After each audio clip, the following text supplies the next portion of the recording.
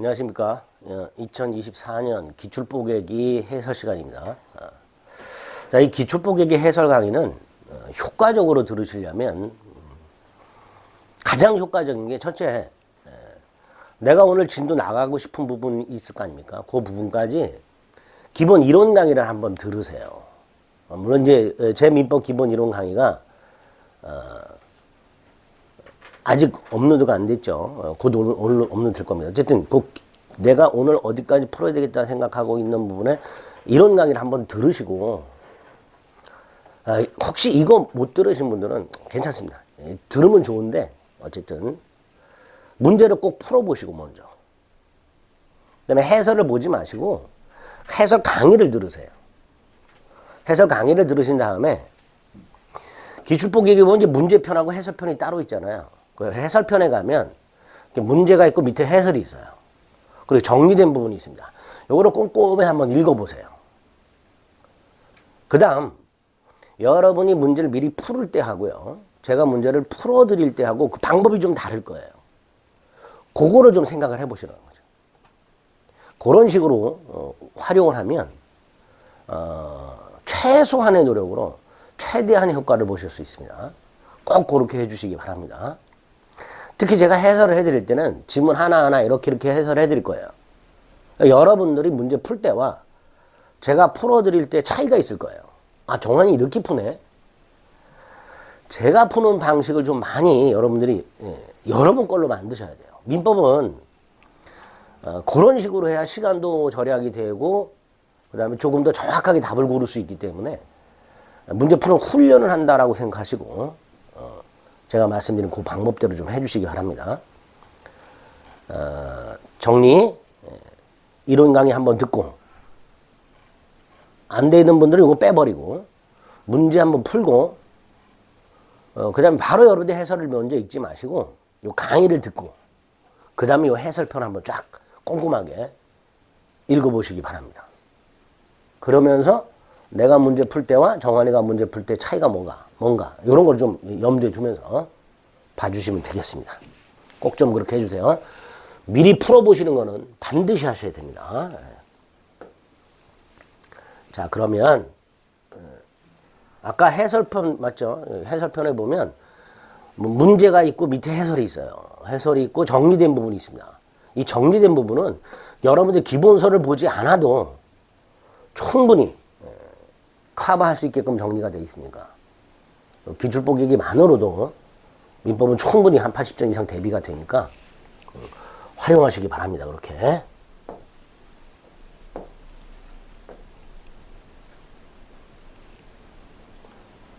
자, 그러면 문제를 한번 풀어보겠습니다. 왜 이렇게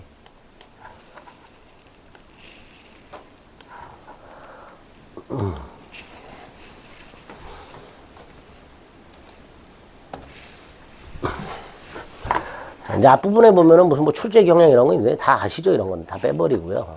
한번 읽어보시면 좋긴 하겠지만 뭐 별 의미 없습니다. 이제 여기 순서대로 민법 총칙부터 볼 겁니다. 민법 총칙은 법률 관계비 법률 행위인데 법률 행위에 관련된 건 아니죠. 법률 행위 효력 요건에 관련된 것들이 이렇게 나옵니다. 자, 그럼 어떤 문제가 출제되는지 앞부분도 보겠습니다. 민법 총칙 제1절 법률 관계비 법률 행위인데요. 자, 제일 먼저 나오는 것들은 특히 요 권리 변동. 권리 변동은 법률 효과라고도 하죠. 구체적으로 권리의 취득 변경 소멸을 의미하는데 그 중에서도 특히 요 취득, 원시 취득, 승계 취득 구별하셔야 되죠. 두 번째 승계 취득이라면 이전적 승계 취득과 설정적 승계 취득을 구별 꼭 하셔야 되죠. 그다음에 이제 이전적 승계 취득에 측정 승계와 포괄 승계가 있다. 뭐 이 정도. 그다음에 법률 요건에 들어있는 법률 사실들이 있어요. 그 법률 사실에 뭐가 있는가 좀 구별해야 될 게 있고, 그다음에 법률의 종류, 특히 계약과 단독행위 구별해야 되고, 그다음에 요건들 이런 거 위주로 시험 문제가 나오죠. 그러면 1번을 보겠습니다. 자, 이 1번 문제는 왜 이런 문제가 나왔는지 모르겠어요. 이건 권리의 종류를 물어보는 건데 권리의 종류는 우리 시험 범위가 아니에요. 아닌데 특히 우리 시험 범위에 자주 나오는 권리들이 있어요. 일방적 권리라고. 그게 형성권이죠. 일방적 권리. 상대방이 동의나 승낙을 받을 필요 없이 일방적으로 효과를 발생시키는 권리들, 이런 걸 형성권이라고 하죠. 굉장히 많이 나오죠, 우리 시험에. 자, 형성권들은 대부분 독자적인 이름이 있어요. 취소권, 추인권, 철회권, 해제권, 해지권, 동의권 등등 이렇게 독자적인 이름이 있어요. 문제는 청구권이라고 되어 있는데 형성권인 것들이 있어요. 그래서 문제를 낸 것 같아요. 근데 이건 우리 시험법이 아닙니다. 아닌데 냈어요. 그래서 또 나오기는 좀 힘들고요. 어쨌든 우리 시험법에 형성권이라는 권리가 자주 등장하니까 형성권이 뭐냐, 요걸 이제 알고 있느냐, 이제 그걸 물어보기 위해서 출제한 것 같습니다. 자, 일단 1번. 무슨 청구권. 대부분이 청구권이죠. 청구권이라는 게 뭐예요? 뭐뭐 해달라 청구해서 상대방이 청구받은 것을 이행을 해야만 그 권리가 만족이 되는 이런 권리가 청구권이죠. 대표적인 게 채권이죠. 돈 갚아. 상대방이 갚아야 만족을 얻잖아요. 이런 것들이 청구권이에요. 반면에 형사권은 상대방이 동의나 승낙이 필요 없는 일방적 권리라 하죠. 그래서 청구권하고 형사권 이렇게 차이가 있는데, 형사권은 좀 전에 말씀드렸듯이 독자적인 이름이 있다고 했어요. 반면에 청구권은 대부분 무슨 청구권이라고 붙어 있어요. 문제는 무슨 청구권이라고 붙어 있는데 형성권인 것들이 있어요. 우리 시험법에. 부속물 매수 청구권, 지상물 매수 청구권, 지상권 소멸 청구권, 전세권 소멸 청구권, 소멸 통고권, 이런 것들이 다 형성권이에요. 공유물 분할 청구권. 그러니까 무슨 매수 청구권, 무슨 소멸 청구권, 무슨 분할 청구권, 이렇게 매수, 소멸, 분할 이런 말이 들어있는 청구권들은 청구권이지만 형성권이에요. 반면에 이런 비용상환 청구권, 이건 그냥 청구권이죠. 임차인이 목적물에 필요비나 유익비를 지출한 상태에서 임대인에게 필요비 유익비 상환을 청구합니다. 청구받은 임대인이 필요비 유익비를 상환해야만 비용 상환 조건을 만족을 얻죠. 그러니까 형성권이 아니라 청구권이죠. 답이 1번이죠. 근데 동그라미 2번도 이것도 문제인데, 지명 채권 양도라고 돼 있고 준물권 행위라고 돼 있습니다. 이거는 법률행위 종류를 물어보는 건데, 법률행위 종류를 물어보면 보통 계약하고 단독행위 구별하는 걸 물어봅니다. 그런데 이 2번에서는 계약 단독행위가 아니고 채권행위, 처분행위 물어보는 거예요. 그리고 처분행위에 물권행위와 준물권행위가 있죠. 준물권행위는 물권 이외의 권리를 변동시키는 행위가 준물권행위예요. 대표적인 게 채권양도입니다. 채권양도 채무면제, 이게 준물권행위죠. 암기가 좀 필요하죠. 준물권행위의 예 두 가지를 기억하셔야 됩니다. 준물권행위의 예 두 개. 채권양도, 채무면제.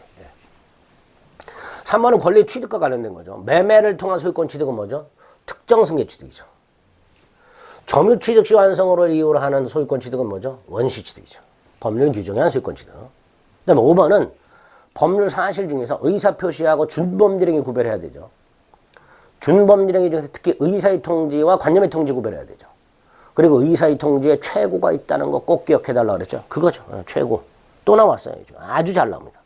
의사의 통지. 이렇게 되죠. 그래서 1번 문제에서 특히 동그라미 1번은 빼버리고 나머지 2, 3, 4, 5.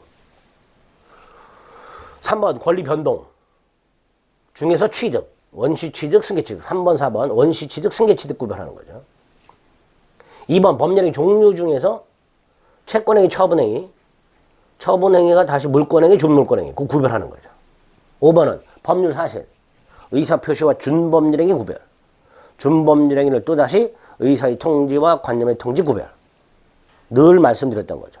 그 정도는 꼭 암기가 되어 있어야 됩니다. 1번 문제가 그렇죠. 2번 잘못 짝지어진 거. 역시 동그라미 1번. 4번 취득과 관련된 거죠. 권리 변동 중에서 취득과 관련된 거고요. 취득은 원시와 승계가 있다고 그랬죠.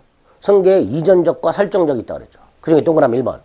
이런 제한물권, 지상권이라든가 전세권이라든가 저당권 같은 제한물권을 설정하는 것. 무슨 승계예요? 설정이라고 돼 있잖아요. 설정적 승계죠. 그죠? 고민할 필요가 없어요. 설정이라고 돼 있으니까 설정적 승계 이렇게 되겠죠. 4번 무주물 선점. 법률 규정에 의한 소유권 취득이니까 원시 취득이죠. 그래서 1번, 4번 권리 변동 중에 취득 구별하는 거. 그 다음에 2번은 법률행위 종류 구별하는 거죠. 단독행위하고 계약 구별해야 되고요. 단독행위는 또다시 상대방 없는 단독행위와 상대방 있는 단독행위 구별해야 되는데 특히 요거 구별하라는 문제가 많이 나오죠. 그리고 우리는 상대방 없는 단독행위 암기해야 된다 그랬죠. 유언, 유증, 재단법인 설립행위, 동산 소유권 포기. 여기 상대방 없는 단독행위죠. 그러니까 소유권 포기, 상대방 없는 단독행위. 옳은 지문으로 가야 되겠죠. 조금 더 정확하려면 동산 소유권 포기 이렇게 돼야 되겠죠. 3번하고 5번은 다시 말씀드립니다. 법률 사실 중에 의사표시와 준법률행위 구별해야 되고 준법률행위를 또다시 의사의 통지와 관념의 통지 구별해야 되는데 여기 최고 또 나왔죠. 의사의 통지. 관념의 통지는 각종 통지 승인이 관점의 통지죠. 이런 걸로 암기하는 거예요. 그래서 옳은 지문이 되겠죠. 그래서 1번하고 2번 문제 잘 나옵니다. 이런 식으로. 권리 변동, 그 다음에 법률 사실의 분류, 법률행위 종류를 분류, 이런 세 가지 테마가 하나의 문제로 이렇게 출제가 자주 되고 있다라는 거. 그러니까 기본서 공부하실 때 뭘 외워야 되는지가 보이는 거예요. 3번 대놓고 물어봤죠. 준법률행위인 것은. 자, 법률 사실을 다시 한번 의사표시와 준법률행위로 구별한다 그랬고요. 준법률행위에 의사의 통지와 관념의 통지가 있다 그랬죠. 그리고 의사의 통지에 최고가 있고 관념의 통지에 통지 승인이 있다 그랬죠. 그거 찾으면 되죠. 보이죠? 최고. 준법률행위 중 의사의 통지 이렇게 되겠죠. 나머지 1번의 동의라든가 2번의 취소라든가 4번의 추인이라든가 5번의 해지 같은 것들은 의사표시죠. 그래서 법률 사실의 분류라고 해서 의사표시하고 준법률행위 구별할 수 있어야 되죠. 그리고 다시 한번 준법률행위를 또다시 의사의 통지와 관념의 통지 구별할 수 있어야 되죠. 요 정도 암기는 필요합니다. 3번에 3번이 답이 되겠죠. 4번 법률의 종류. 다시 한번 단독행위 계약 구별해야 되고 단독행위 또다시 상대방 없는 단독행위와 있는 단독행위 구별해야 된다 그랬어요. 왜? 이렇게 나와요. 상대방 있는 단독행위가 아닌 것은 뭐예요? 그러면 상대방 없는 단독행위로 골라라. 보이죠? 재단법인 설립행위. 자, 상대방 없는 단독행위 다시 한번 암기합니다. 유언, 유증, 재단법인 설립행위, 동산 소유권 포기. 그러면 딱 답이 나오죠. 5번. 이런 것들은 암기해두면 1초도 안 걸리는 거예요. 나머지 공유지분의 포기, 무권대리 추인, 취득 시효 이익 포기 다 상대방이 있어요. 상계, 퉁치는 거죠. 역시 상대방이 있습니다. 그래서 1, 2, 3, 4 상대방이 있는 단독행위가 되겠죠. 5번 또 물어보죠. 상대방 없는 단독행위를 골라라. 찾으면 돼요. 4번 유증. 간단하죠? 나머지는 상대방 있는 단독행위가 됩니다. 6번 다음 중 무효가 아닌 것은. 자, 이제 여기부터가 본격적으로 법률행위 효력 요건과 관련된 거죠. 법률행위 효력 요건이 뭐가 있었어요? 자, 일반적 효력 요건. 당사자는 능력이 있을 것, 목적의 확정성, 가능성, 적법성, 사회적 타당성을 갖출 것, 의사표시가 일치하고 하자가 없을 것. 그죠? 그러니까 그런 걸 못 갖춘 게 무효잖아요. 또 특별 효력 요건, 대리권이 없어. 무효죠. 허가를 받지 않았어. 무효죠. 아직 정지 조건이 성취가 안 됐어. 무효죠. 아직 시기가 도래하지 않았어. 무효죠. 이런 것들이 다 무효가 되는 거죠. 그런 것들을 고르는 거예요. 자, 동그라미 1번. 상대방과 통정하여 허위로 체결한 계약. 108조 허위 표시죠. 무효입니다. 자, 관할관청이 허가를 받아야 되는 경우도 이것도 효력 요건입니다. 따라서 허가가 없다. 무효. 이렇게 되겠죠. 도박 채무, 도박 자금을 빌리는 것도 반사의 질생이고요. 그 빌린 도박 자금을 갚는 것도 반사의 질생이죠. 따라서 무효죠. 5번은 직무 청탁하고 대가로 돈을 지급, 뇌물 주는 거죠. 역시 반사회 질서입니다. 4번하고 5번은 반사회 질서 행위로 무효고요. 3번은 강행규정 위반 무효고요. 1번은 통정 허위 표시로 무효죠. 그럼 답은 2번이 되겠죠. 자, 2번 뭐예요? 단속 규정 위반이죠. 단속 규정은 강행 규정이지만 위반 시 처벌이 될 뿐 그 행위는 무효가 아니라 그랬고요. 단속 규정, 중간 생략 등기 금지 규정, 전매 제한 규정, 공인중개사의 직접 거래 금지 규정 세 가지 암기해야 되죠. 그 중에 하나가 나왔죠. 전매 제한 규정, 단속 규정이죠. 단속 규정을 위반했으니까 처벌이 될 뿐 그 행위는 무효가 아니게 됩니다. 그래서 범죄행위 효력 요건을 갖추지 못한 경우가 뭐가 있을까? 쫙 민법 총칙을 봤던 것들에서 출제가 되는 거예요. 이런 거는 틀리시면 안 되는 거죠. 7번 역시 무효인 행위는 자 1번 또 남았죠. 단속 규정. 계약공인중개사가 직접 거래하는 걸 금지하는 규정은 단속 규정이니까 위반했다 하더라도 처벌이 될 뿐 무효가 아니죠. 2번 공인중개사 자격이 없는 사람이 중개를 하고 수수료를 받으면 공인중개사법 위반으로 무효예요. 그런데 이 사람이 이거를 업으로 한 게 아니라 우연히 딱 한 번 했어. 이건 우리 대법원이 사회통념상 허용된다. 이건 무효가 아니다.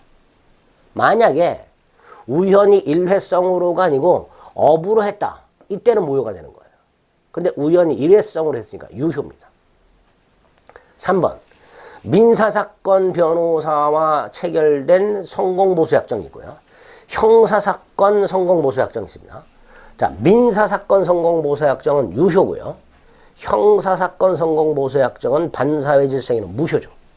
여기는 민사사건 성공보수약정이라고 되어 있으니까 유효가 되겠죠. 4번 매도인이 깜빡하고 상가지역을 그보다 가격이 비싼 상업지역이라고 말했어요. 상가지역을 여기는 상업지역이다 라고 말을 했어요. 매수인도 상업지역이라고 착오하고 2배 높은 대금을 지급하고 샀다. 이거 뭘 위반했을까요? 아무것도 위반한 게 없죠. 매도인이 사기를 친 것도 아니고, 그죠? 혹 착오로 취소 여부는 문제가 될 수 있겠지만 이 자체가 무효는 아니겠죠. 그럼 답은 5번이겠죠. 아주 많이 나오는 거죠. 보험계약자가 보험사고를 가장하여 보험금을 부당하게 편취할 목적으로 체결한 보험계약, 반사회 질서행위는 무효죠. 보험사고를 가장하여 보험금 편취 목적의 생명보험계약, 반사회 질서행위는 무효 이렇게 됩니다. 그래서 답은 5번이 되겠죠. 그러니까 이건 다 대법원 판례예요. 그러니까 목적 요건 특히 확정성, 가능성, 적법성, 사회적 타당성과 관련된 판례들이 있잖아요. 그 중에서 특히 적법성과 사회적 타당성, 반사회 질서 행위, 불공정한 행위 요거와 관련된 판례들 중에서 이제 중요한 것들을 뽑아가지고 이렇게 출제한 거니까 적어도 이렇게 출제된 내용들의 판례만큼은 그 결론을 꼭 좀 기억을 해 두셔야 됩니다. 5번 아주 잘 나오는 반사회 질서입니다. 8번 효력 규정이 아닌 것을 골라라. 효력 규정이 아닌 것은 두 가지죠. 임의 규정과 단속 규정이죠. 법을 강행 규정과 임의 규정으로 나눈다 그랬고요. 강행 규정이 또다시 효력 규정과 단속 규정으로 나뉘니까 효력 규정이 아닌 것을 골라라 그러면 단속 규정이나 임의 규정을 골라라 이런 건데요. 특히 단속 규정을 출제를 많이 하죠. 그래서 우리 단속 규정 세 가지 꼭 암기해 두시라 그랬죠. 미등기 전매 행위 금지 규정, 분양권 전매 제한 규정, 그 다음에 공인중개사의 직접 거래 행위 금지 규정, 단속 규정. 그거 고르면 돼요. 자, 기업, 중간생략 등기 금지 규정, 단속 규정이죠. 직접 거래 금지 규정, 단속 규정이죠. 그러니까 일단 기억하고 니은은 효력 규정이 아닌 거예요. 그래서 8번 같은 경우에는 기억, 니은이 들어있는 걸 고르면 돼요. 4번밖에 없죠. 너무 고르기 쉽죠. 단속 규정 3개만 외워두면 8번 같은 문제는 또 2개 가지고 푸는 거예요. 그거 외운 거 가지고. 기억, 니은이 분명히 단속 규정 우리 외운 거잖아. 그럼 기억, 니은 들어있는 거 고르면 되는 거예요. 답이 4번이 되겠죠. 그럼 디귿은 뭐예요? 법에 규정된 중개보수, 요 법령에 규정된 중개보수, 요거 효력 규정이에요. 따라서 이거를 초과해서 수수료를 받았다. 그럼 무효입니다. 여기서 조심할 게 뭐가 있죠? 초과 부분만 무효입니다. 전부가 무효가 아니고요.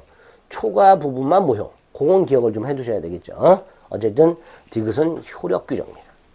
기억하고 니은이 단속 규정이죠. 암기가 필요하죠. 단속 규정. 9번 반사회 질서 행위.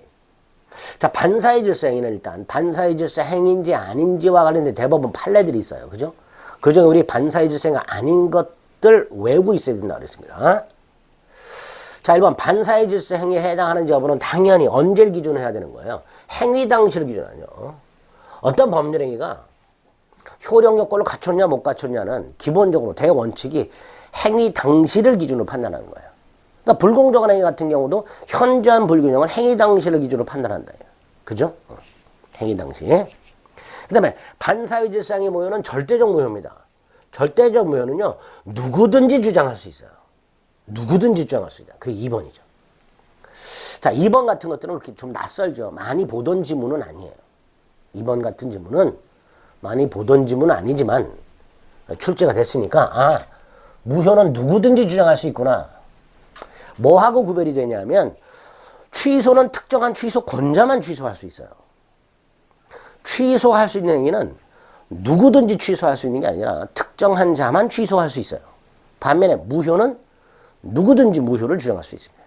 갑과 을이 계약했을 때 그 계약이 무효다. 갑과 을만 주장할 수 있는 게 아니라 갑과 을 간의 계약이 무효라는 사실에 대해서 경제적 이해관계가 있는 사람들, 이 사람들도 얼마든지 무효를 주장할 수 있습니다.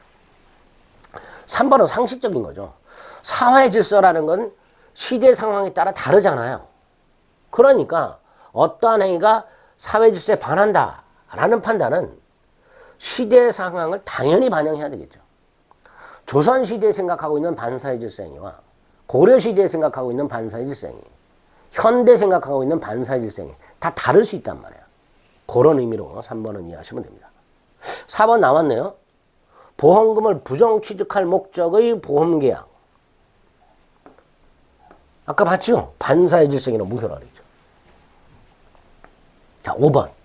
이 5번은 이중매매하고 연결되는 건데요. 부동산 이중매매의 경우에 제1매매, 제2매매, 제2매매가 반사회 질서 행위로 무효가 되는 경우가 있죠. 요건이 뭐죠?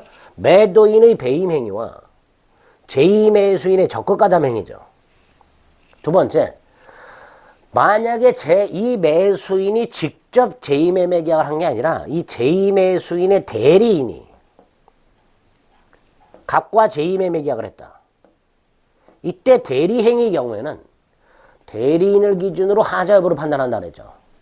따라서 제2매수인이 아니라 제2매수인의 대리인이 적극가담해야 제2매매는 반사회 질서 행위로 무효가 됩니다. 그러니까 제2매수인의 대리인이 적극가담을 했다면 설령 본인인 제2매수인이 자신의 대리인의 적극가담 사실을 몰랐다 하더라도 그 대리인에 의한 제2매매는 반사회 질서 행위가 된다. 이렇게 되죠. 그게 5번이죠. 5번 같은 경우에는 대리인, 제2매수인의 대리인. 제2매수인의 대리인 적극가담 했구나. 따라서 본인, 누구죠? 제2매수인.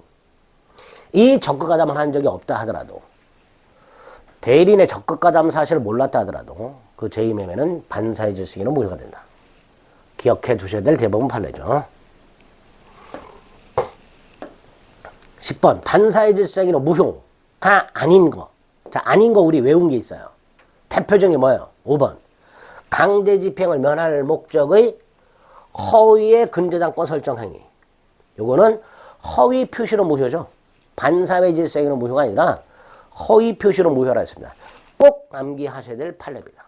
이거 외우고 있으면요, 바로 5번이 골라지는 거예요.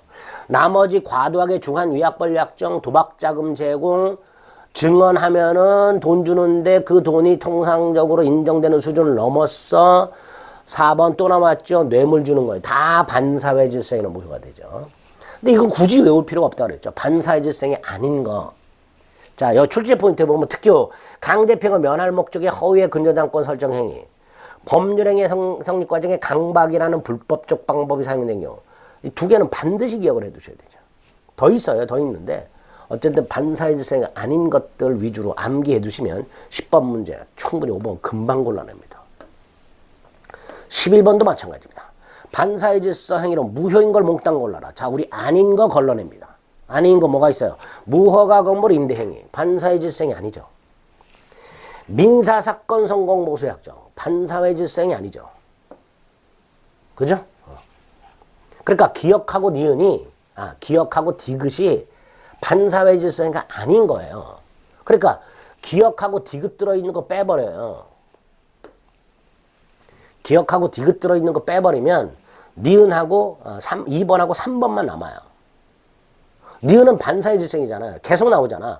보험금 부정 취득 목적의 보험계약. 이 반사회 질서행위잖아요. 또 하나 허위 진술하면 돈을 주겠다. 역시 반사회 질서입니다.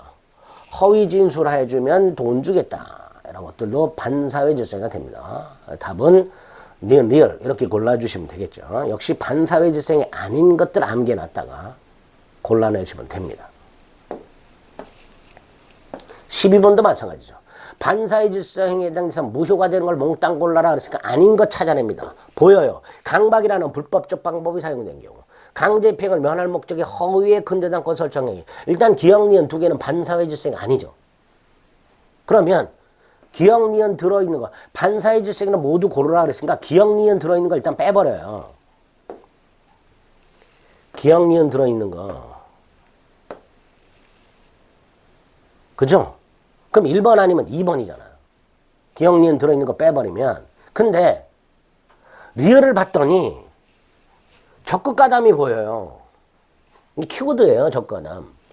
그럼 그 반사회 질서행위는 무효잖아요. 그럼 리얼은 당연히 반사회 질서니까 답은 2번밖에 없죠. 자, 그리고 반사회 질서행위 아닌 거 또 암기해야 됩니다. 각종 세금 회피 목적 행위. 이거 반사회 질서행위 아닙니다. 각종 세금 회피 목적의 행위는 유효해요. 유효해야 세금을 뜯어낸단 말이에요.